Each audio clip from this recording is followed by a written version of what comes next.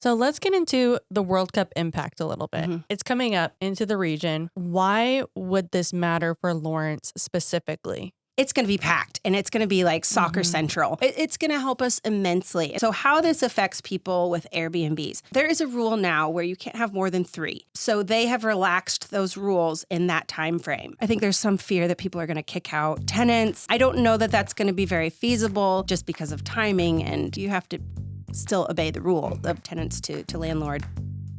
Welcome to Lawrence Real and Local, Keeping It Real podcast presented to you by the Lawrence Board of Realtors.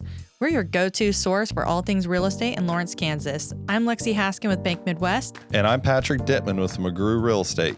Together, we are here to make the journey to homeownership a breeze. Join us as we share insider insights, expert advice, and a dose of fun along the way. This episode was brought to you by... Hey, Northeast Kansas. Kelly with Rainbow Restoration here. We are your trusted, locally owned and operated restoration team, proudly serving the Northeast Kansas area since 2012. We offer 24/7 emergency services with rapid response when you need us most. Our team is IICRC and KDHE certified in water mitigation, mold remediation, asbestos abatement, bio and forensic cleanup, fire and content restoration, plus a few other services we'd love to talk with you about further. Give us a call, 785-371-2400. Okay, welcome to Lawrence Real and Local, Keeping It Real podcast by the Lawrence Board of Realtors. My name is Lexie Haskin with Bank Midwest. And I am Patrick Dipman with McGrew Real Estate. And we are joined today with Jill Stueve with Keller Williams Integrity. Welcome. Thank you so much for having me today. So Jill is pretty great. She's also very involved in the community. She knows what's going on with pretty much everything. And so she is a fabulous person to have on here, has a property management background. How about you tell us your background? I won't just keep like... All good. Lawrence Towney, father was a builder, grew up in construction and development and all of that. He was getting out of the business when I was getting into the business, and that was unfortunate. In that way that we didn't get to work together too much. But I ran property management for him when I was a kid. As a builder, he had a few properties, so I did a lot of that. And then when I became a realtor, I had clients from different states that would say, hey, could you manage this for me? And I'm like, oh, yeah, sure. So 1 went to 2 to 3 to 4, and now I manage up to, I think I've got 25 properties that I manage now. And they range from long-term to short-term, and then the short-term can be mid-term, and we can talk about what all those things mean. And then I also have a pure vacation home that they don't live here. I just take care of the house and check on projects, things like that. And so it's afforded me steady income. As you know, Patrick, our industry is a roller coaster of payments. Right. So as a single parent, I needed to get smart and have solid income coming in every month. So, I mean, people, they don't think about how difficult it can be to manage a property, especially when you're first becoming an investor and just like getting those investment properties. I mean, you're on the hook for those calls. You're like, water heater went out. You're like, oh, okay, got it. Yeah. And just like knowing who to call, your resources, having those contacts. So, I mean, that's a lot of work. Keeping in touch with my database is very important. So it's not just keeping in touch with clients to say, hey, are you interested in investing in something? But also reaching out to contractors and saying, what is the best referral for you? That way I have a full database of people that's like, okay, my clients want to refinish flooring or, and having an amazing plumber or having an amazing electrician that they will go out very quickly. And that is huge. I mean, there have been properties where I walked in, I'm like, uh-oh, water's on the floor. That's not supposed to be there. Especially for an Airbnb, that could be scary because nobody's living there. So we'll have guests every once in a while, but it's a different ball game. So I've learned a lot along the way. And but what I will focus a lot on, you're going to hear a lot of the questions being answered, but this is a hospitality business when it comes into Airbnb. Long-term is low risk. You know what you're getting every month. But Airbnb is high risk. We're not a tourist town. We do have great sports and all of that, but generally speaking, we are not Orlando, Florida. We are not a beach town. So I think a lot of people think, oh, I'm going to get rich because Airbnb, and it's pretty low occupancy. Some people have it. It just depends. So we can get into the questions and I can get more specific. And we haven't really talked too much about short-term rentals on this podcast yet. And I do know, and as you probably know too, a lot of people are wondering about Airbnbs and how it's going to affect with the World Cup. Yep. And what people just need to know and the reality of short-term rentals. And I think that's very, very important. I'm going to say everything I say today, take it with a grain of salt. Nothing is guaranteed. There's still a lot up in the air with World Cup as far as assignments and things like that. They do have a schedule out, but we just don't know what, where to price things. And right now with all of my clients, we're holding. We've got everything blocked off in that summertime stretch. Just trying to find out, are we getting a team? And then we can price things accordingly. So we're waiting another month ish, I think, to open up those dates and see what starts happening. So normally we don't say on the podcast when things are actually being recorded, just so it kind of stays at timeless. You could.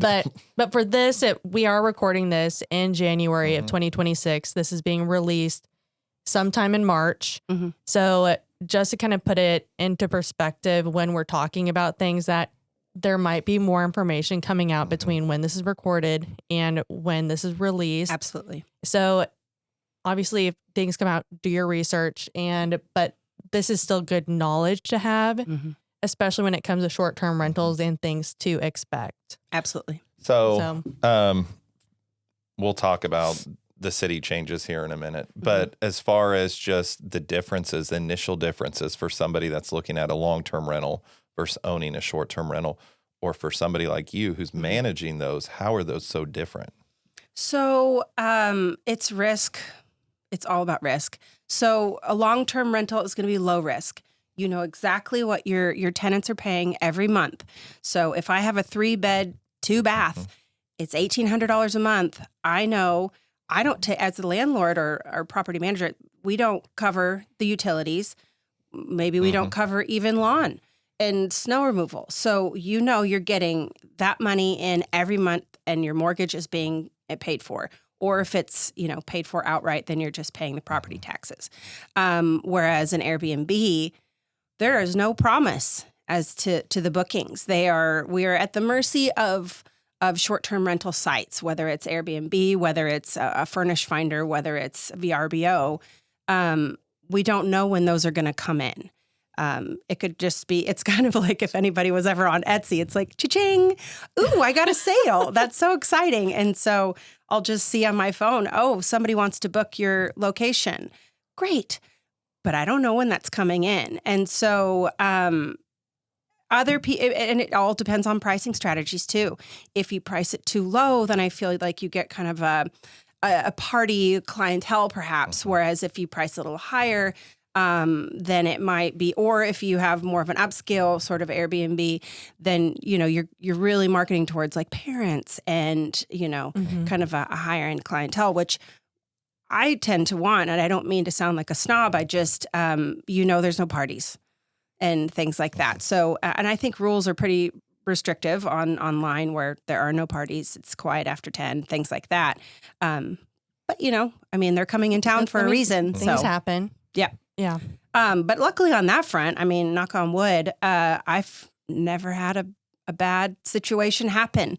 We have really great, lovely visitors that have come in. So there is that. So who would you say is actually a good candidate for having a short-term rental versus somebody that's like, this probably isn't for you? First and foremost, zoning. That's what it comes down to. Is this in a multifamily zoning? And I know that the zoning has changed slightly. Before it was residential multifamily. So anything in a residential multifamily zone, and I think it's RS2 now. I'd have to double check again. Yeah. But yeah. Anything that was in an RM. Ask your real estate professional if it is zoned correctly. That is the number one thing. If it is, then you can do nightly rental. So that can be, you could do one night every night of the year. If it's zoned residential, like single family residential, townhomes are all multifamily. But if it's a single family home, it's all going to be, you can only have up to a quarter of the year short term. If it's I could do up to 90 days short term rental if I want to rent out my own home. And then the rest of the year, it has to be your residence. That's primary occupancy. If you have a home with maybe like its own entrance or something, you could rent that room out. That would be fine. If you have a garage or a carriage house, you could rent that room out. As long as you're living on the property in the residence, then it doesn't really matter what zone it's in, as long as that ancillary dwelling unit is that could be Airbnb. But then, so you just talk to your professionals about, is this zoned properly? And then if it is, and you know what your zoning is, then it's not can I, it's a should I. Do I feel like getting into the hospitality business?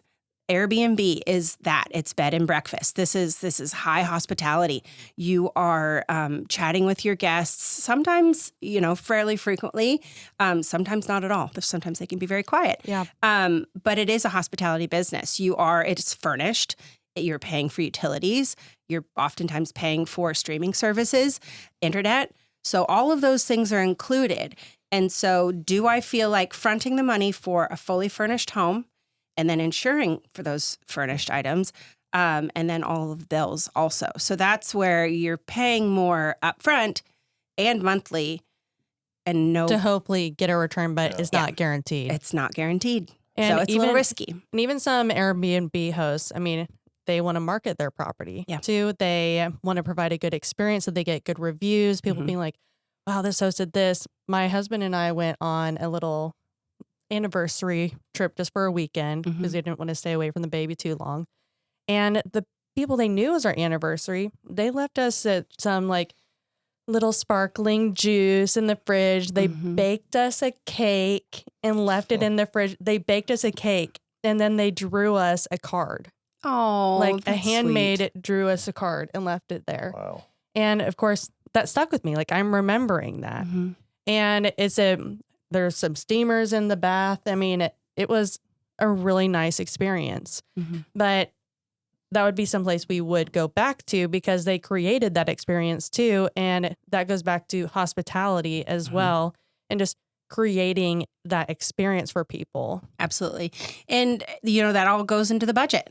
Yeah. Do I have the budget for aromatherapy pods for every single guest? Do I have money for snacks and things like that?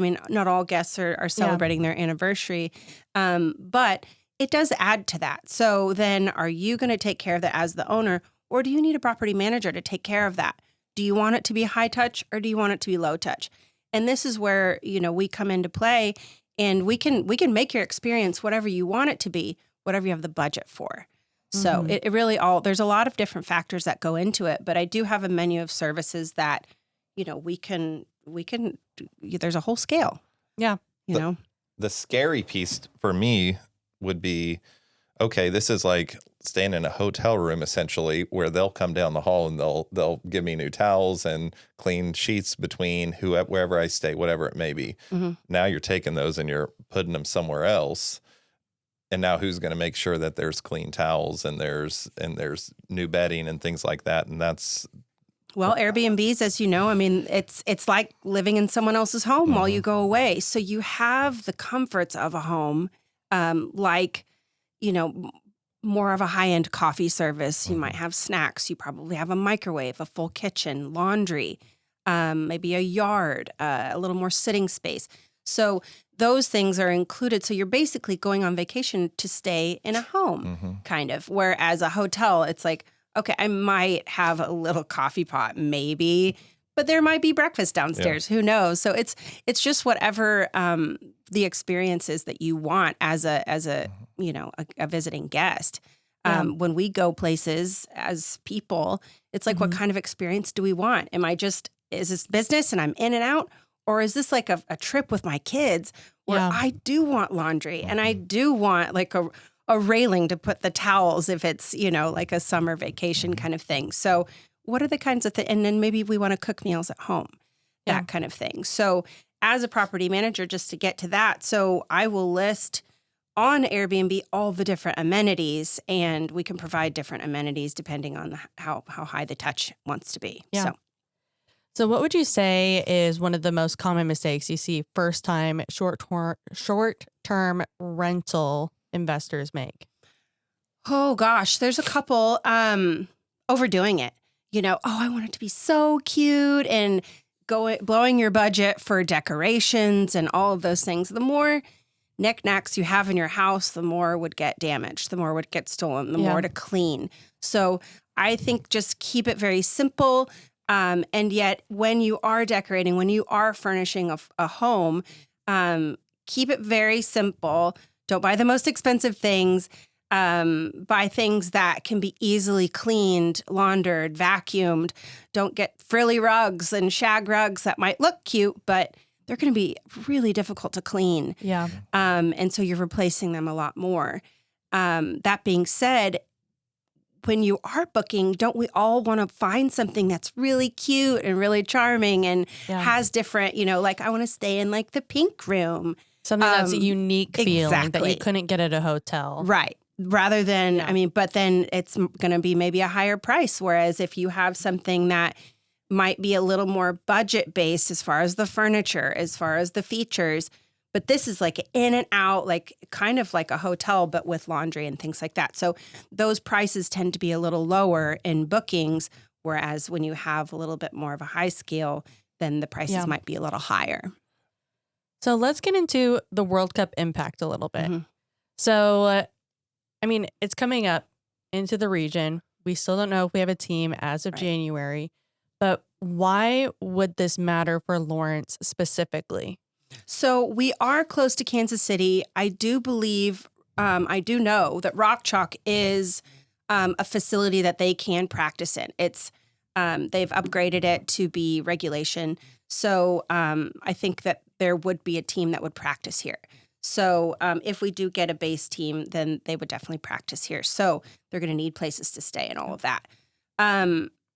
So I think that the thing that's going to impact us the most is just visitors coming.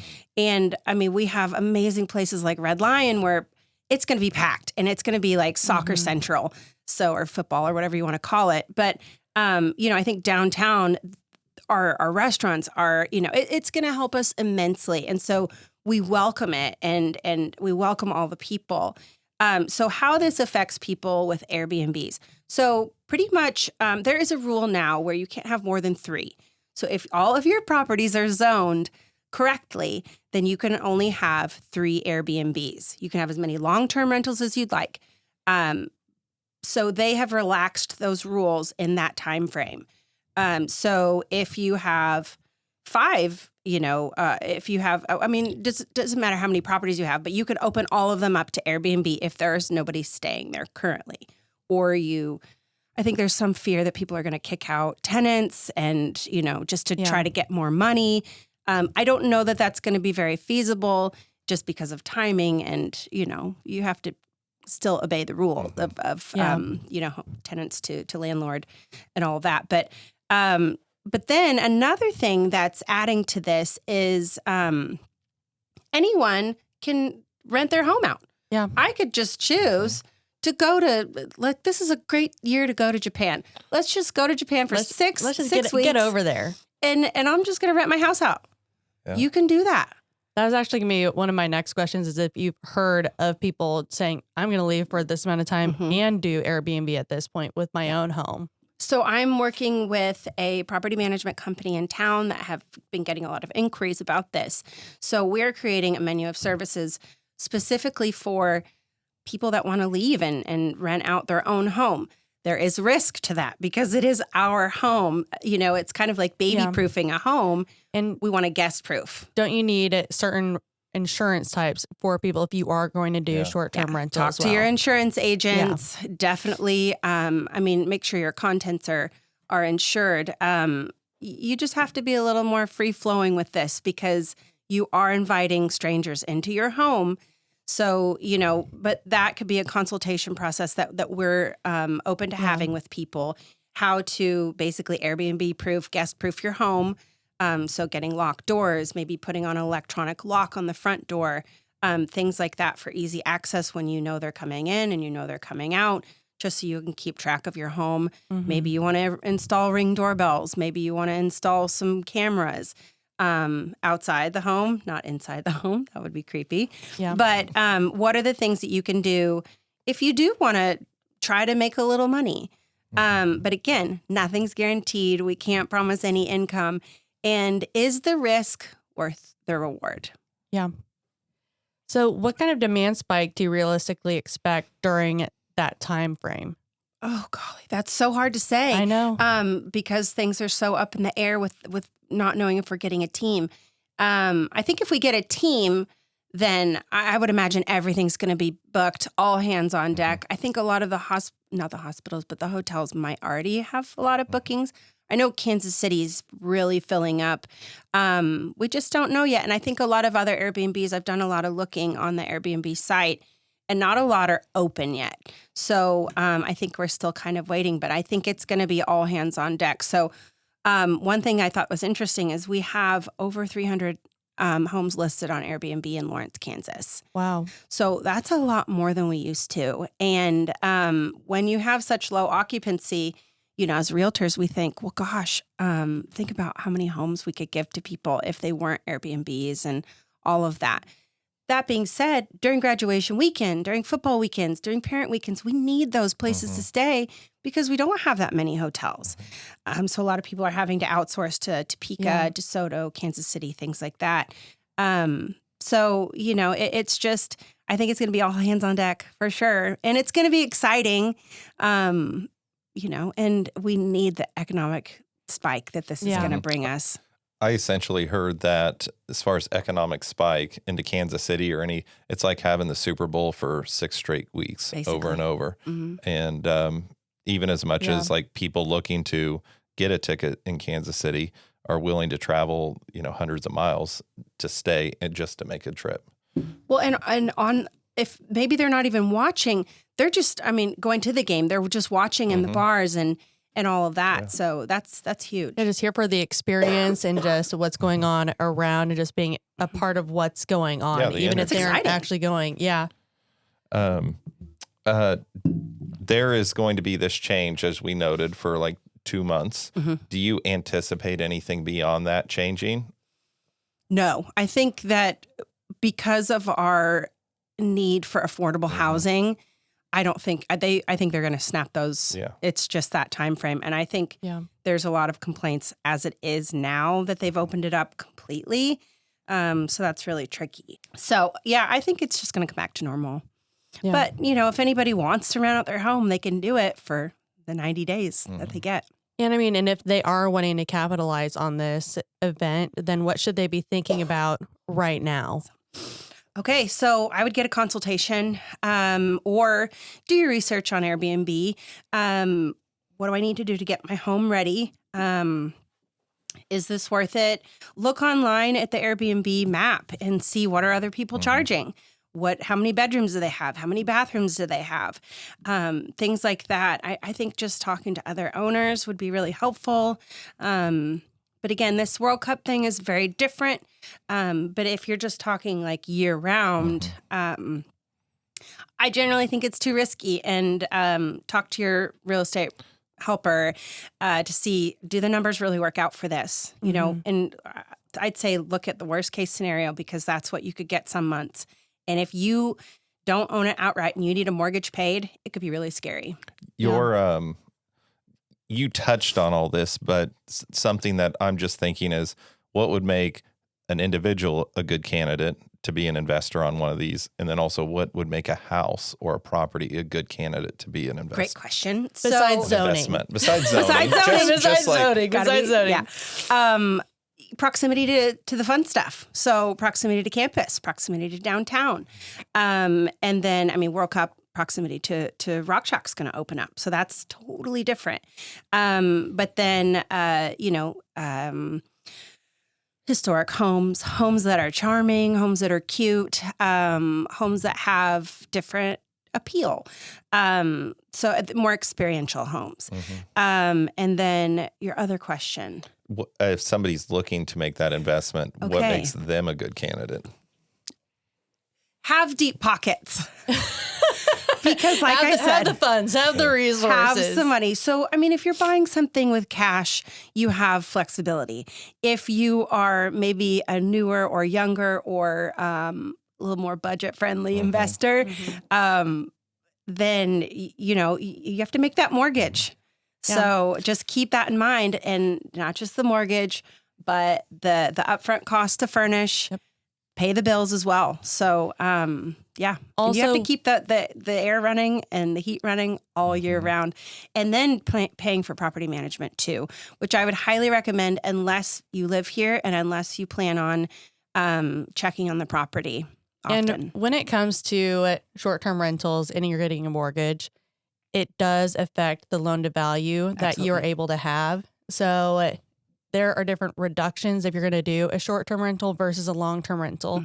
And then also, if you're trying to count on using some of that income to qualify, there are different calculations that we have to use for that and different occupancy rates as well. Yep. So always check with your lender, and even depending on the property type that you're going to get. If you have a duplex versus a single-family home, those loan-to-value requirements change as well for short-term rental.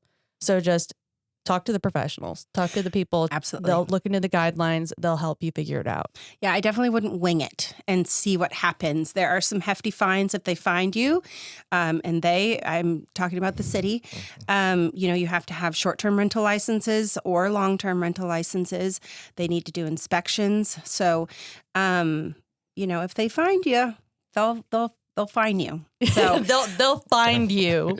Yes. So, and I get that there's a lot of properties in town, but there's rules and restrictions for a reason. And like I said, we need housing, but we also need fun places to stay too. So it is one of the things that a lot of people think is, Airbnbs, they're going to have parties. It's going to be bad for my neighborhood. I don't want to live next to one.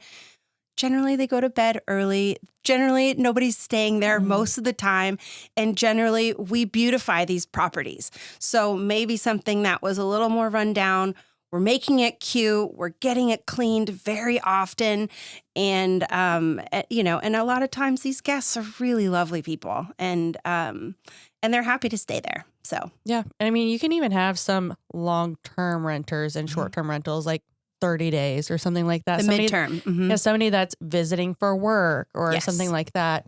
So that's also something to just kind of keep into consideration as well. Somebody that might not fit into a long-term lease, but needs more than just 1 or 2 nights. Well, and tapping into that. So if I had a home that wasn't zoned in Airbnb, like the residential multifamily zoning, I could do anything over 30 days.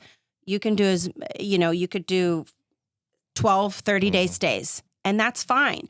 You just can't do the 1-night stay over the 90 days. So like I said, talk to the professionals, find out what the rules are, and we'll help point you in the right direction if whatever your investment needs might be. Okay, Jill. So when somebody's thinking about this Airbnb, and you talked about sometimes they can be very busy, sometimes they can sit empty. When do they tend to have probably their biggest occupancy being full? Major events. Yeah. Major events. So graduation, you can expect a nice spike there. Parent weekend, so mom weekend, dad weekend. We've got a lot of sororities and fraternities at KU, so that plays a big role. Summertime is a little easier to find rentals. Maybe you have visiting students or visiting residents, things like that. So then they need somewhere to stay over the summer. So those are kind of the things. Usually the winter is fairly dead. Thanksgiving, we get quite a few bookings, I've found. Yeah. So people want to cook a meal for their family, or they're coming into town for that or whatever. What about like for basketball games for KU, or even like football season now that we have now that we have the new stadium? Absolutely. Football season is big. Basketball season's not as much because those are like Tuesday 2-hour games or a game. Wednesday game. So those we don't see as much, although I did have a family stay at my house for basketball season one year. So that was fun. Yeah. Yeah. I was just curious, because I was like, maybe that would make the winter a little bit more, but yeah, with it being midweek games, I'll admit it right here, I'm not a sports person. So you being like, it's a Tuesday game, I'm like, cool. Like, You make a weekend out of it. Yeah. I'm like, cool, sounds good. Like a football game, you're making a weekend, you're tailgating, it could be a morning game, so you need to sleep there the night before so you can get up at 8 and start tailgating. Or maybe it's a 6 o'clock game, so it's then late and then you want to hang out and go to bed and get up the next day. So depending on what it is, but yes, good point there. Football season is pretty darn big.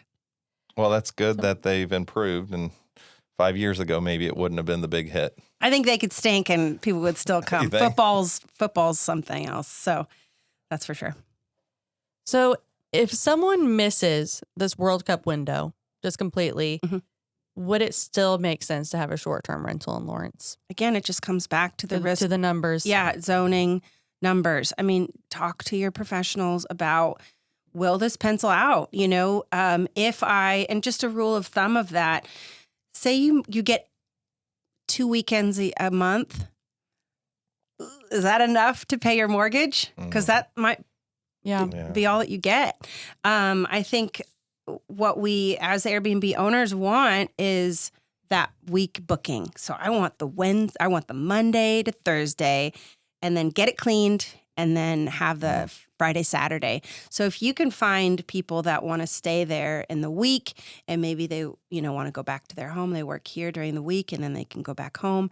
I mean, there's all kinds of scenarios. When they're building the stadium, we have a lot of workers staying locally because they're just contracted in just to put in bleachers or whatever it may be. We do see a little bit of Panasonic still coming our way. Although it's, pretty much mostly built by now, but we had a lot of Panasonic workers. So if we have big developments like that, which we really want and which we need economically, then we'll find that they do stay locally. So that's where the Airbnbs come into play too. So nurses or whomever. I can see a traveling nurse. Yep. That'd be very appealing, especially if it's close to the hospital. And for that, then there are like longer, more budget Airbnbs versus, and then we're finding a lot more that people are just renting out their rooms. So it's like you might share a bathroom, but I'm just going to rent out a room, make a little extra cash. So it just depends. And just look at the numbers. And does this work for me? Can I pay my mortgage? And I would try to get at least 2 times earnings for that. And then you have to, again, think about the bills. And the furnishings, and then property management. And property management fees are all over the place. It just depends on who you talk to. I know I have different rates from long-term versus short-term. So short-term is a lot more high touch. So that's going to cost a little more money for that. So it just depends. Yeah. Well, do you want to do a quick fact or fiction? And then I love this one. So, okay, we'll go in. The World Cup will guarantee huge profits for every Airbnb. Fiction.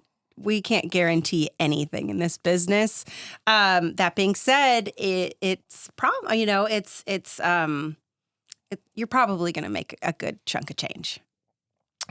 You can best manage a short-term rental yourself.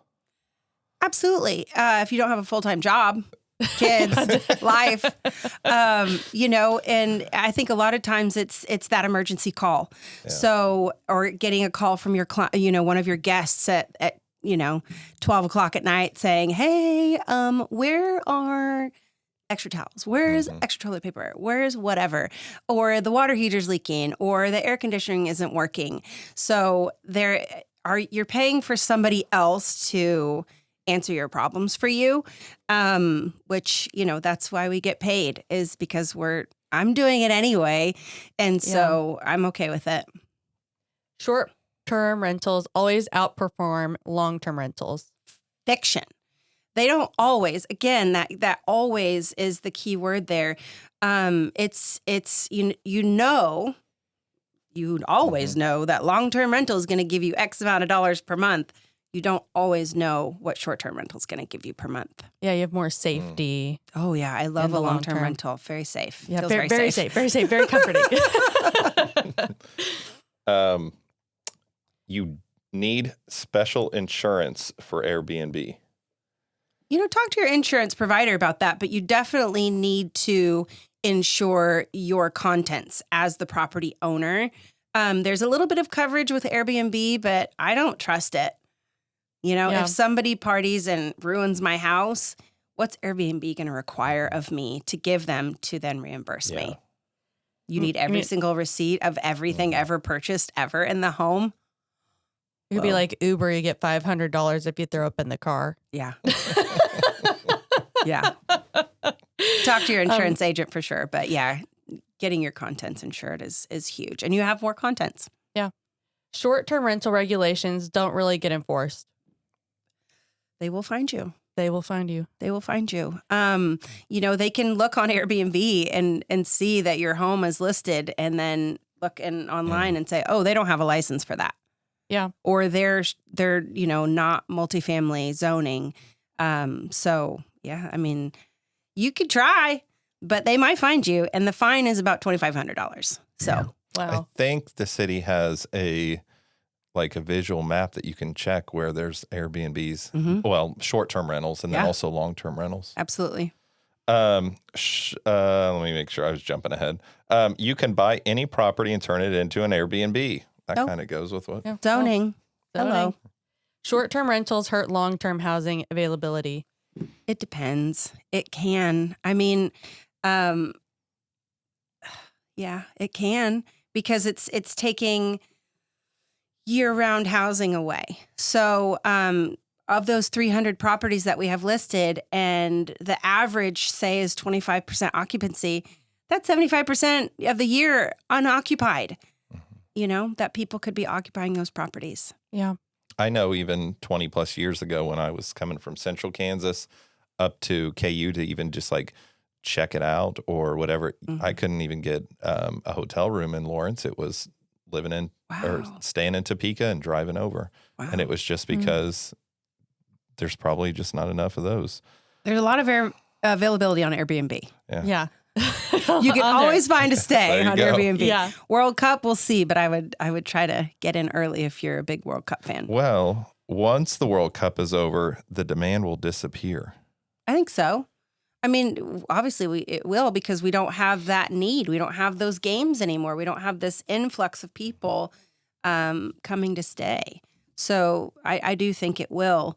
But, it really just depends if you want to keep it, if it's zoned properly. Yeah. If it's zoned properly.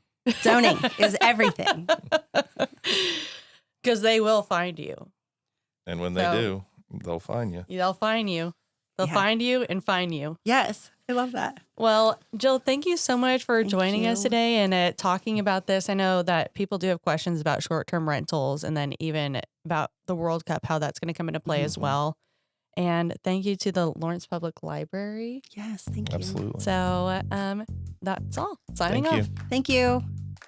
Thanks for joining us on Lawrence Real and Local Keeping It Real podcast. We appreciate our guests taking the time to join us. Don't forget to subscribe and leave a review if you enjoyed today's episode. For more information, please visit us on the web at www.lawrencerealtor.com. And remember, whether you are buying, selling, or simply dreaming of buying your future home, we're here to help. Until next time, keep it real. And happy house hunting.